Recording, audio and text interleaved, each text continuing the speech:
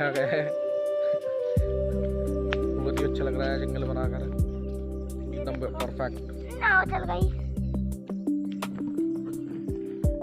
Hello दोस्तों, हमारे साथ कुणाल भी आया था छतरी लेकर जंगल में, और यहाँ पर बहुत ही सुहाना मौसम हो रहा है और बहुत ही अच्छा लगा। इसे पानी में खेलना बहुत अच्छा लग रहा है। भाई ये क्या कर रहा है भाई, चप्पल को गई। और एक नाव।